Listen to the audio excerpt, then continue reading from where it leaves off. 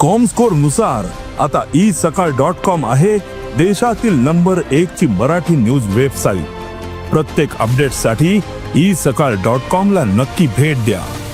Vasantdada sugar institute हे काय नवीन नाही, सगळेच भेटतात आणि सगळेच पक्षाचे सगळे भेटतात। त्याच्यात काय फक्त एनसीपी आणि एनसीपी नाही, त्याच्यात काँग्रेस पण आहे, बीजेपी पण आहे, शिवसेनेचे कोण आहेत का नाही मला माहिती नाही, कोण पदाधिकारी किंवा सेक्रेटरी ते नाही, ठीक आहे ना।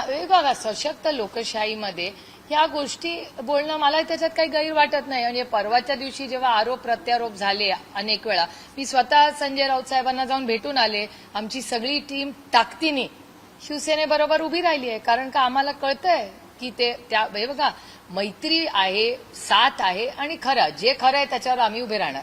त्याच्यामुळे मी स्वतः जाऊन राऊत साहेबांना भेटून आले राज्यसभेत सांगायला की आम्ही तुमच्याबरोबर ताकदीने आहोत। तेही मला स्वतःच म्हणाले की सुप्रिया, मला माहिती आहे, मी सगळ्यांची स्टेटमेंट्स, मग रोहितचा असेल, जयंतरावांचा असेल, जितेंद्र आव्हाडांचा असेल, संदीप, सगळ्यांची स्टेटमेंट जी तुम्ही दाखवली हे ताकदीने तुम्ही आमच्याबरोबर आहात, ते एक मत आहे। आज वसंतदादा शुगर इन्स्टिट्यूट हे काय नवीन नाही, सगळेच भेटतात आणि सगळेच पक्षाचे सगळे भेटतात।